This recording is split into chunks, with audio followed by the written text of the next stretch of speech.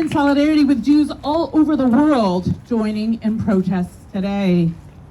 We stand here in solidarity with the reserve pilots, the elite naval groups, all levels of leadership in the army and the intelligence, with high-tech industry, judges, academics, teachers, celebrities, and local leaders in every industry who are protesting the potential changes being bulldozed through the Knesset at breaking speed, despite knowing the destruction and havoc it will cause on Israeli democratic society.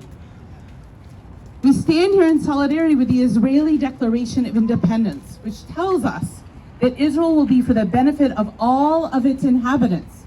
It will be based on freedom, justice, and peace, as envisioned by the prophets of Israel. It will ensure complete equality of social and political rights to all of its inhabitants, irrespective of religion, race, or sex. It will guarantee with freedom of religion, conscious language, education, and culture. And we stand here in solidarity with the Torah that teaches us in the book of Devarim in chapter 10 that when we enter into the land of Israel and we are to take possession of it and to be in charge, what does God tell us to do with that privilege? It tells us that we need to not thicken our hearts and stiffen our necks, that God shows no favor and God takes no bribe, but upholds the cause of the fatherless and the widow and befriends the stranger, providing food and clothing. You too must befriend the stranger, for we were strangers in the land of Egypt. We must look after and honor the rights of all who live in the land and make sure we follow God's example and show no favor and take no bribes and support a fair judicial process and uphold the cause of those who are vulnerable. Yes, that is exactly what must be done.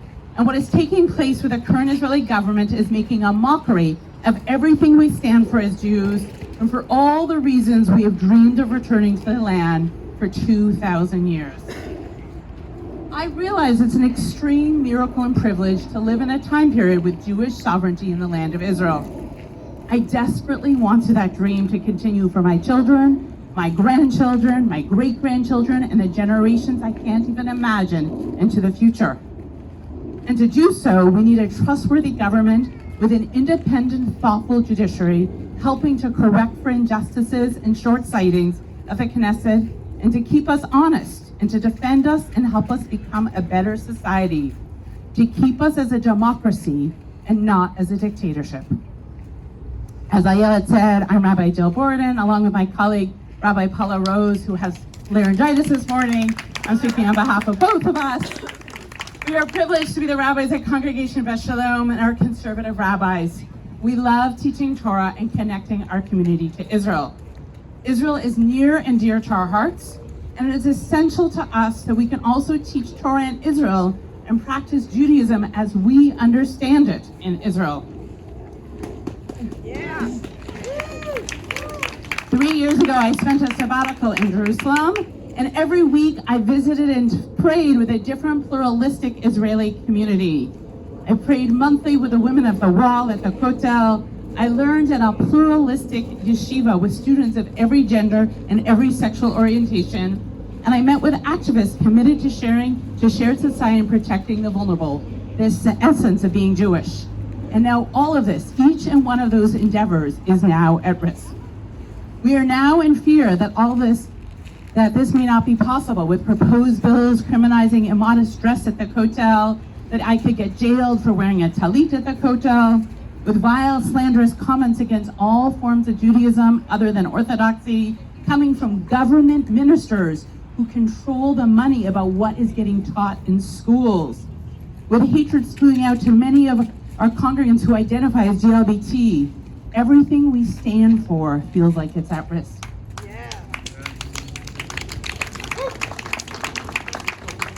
This past week, I was at a small meeting connected to the Rabbinical Assembly, the professional organization of conservative rabbis, and we had a totally different topic at hand, and we constantly kept coming back to Israel. We were there, and our Israeli colleagues are devastated, as they shared with us, extraordinarily fearful that they're not going to be able to continue to be rabbis the way they want to be rabbis, extremely fearful that they're not going to be able to teach Torah, that they're being kept out of places, worried what's happening to their country. And with our American colleagues, What they kept reporting is more and more not even knowing how to talk about Israel, and that their congregants wanted nothing to do with Israel, that they are embarrassed and frustrated, their congregants, about what is taking place. This is driving a huge wedge between Israel and Jews all over the world. Also, let's be real. This isn't actually about judicial reform. The folks advocating for judicial reform, for the most part, don't believe in the civil justice system, and that they think that the only justice system is needed is Torah. This is called judicial reform, but it's just about diminishing and eradicating the courts and having no checks and balances. This is about having no requirement for schools to teach basic education to their students.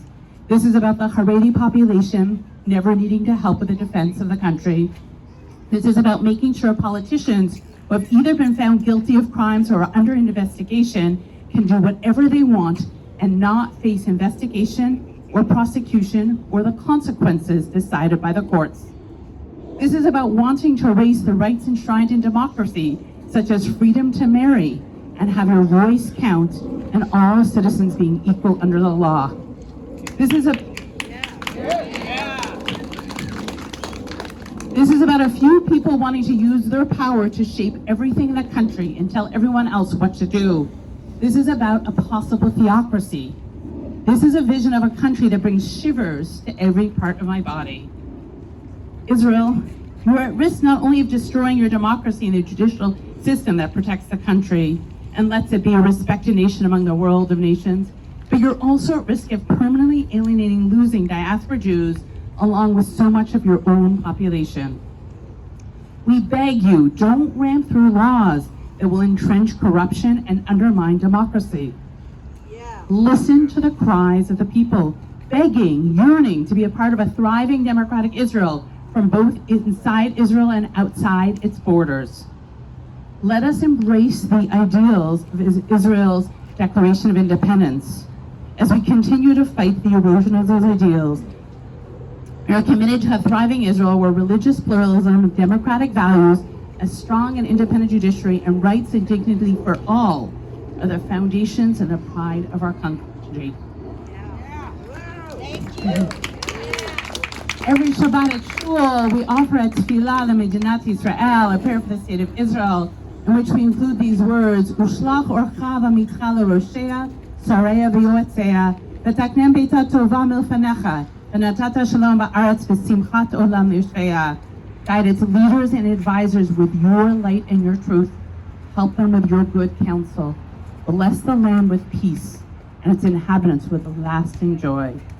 So may it be true. Kem yeh ratzon.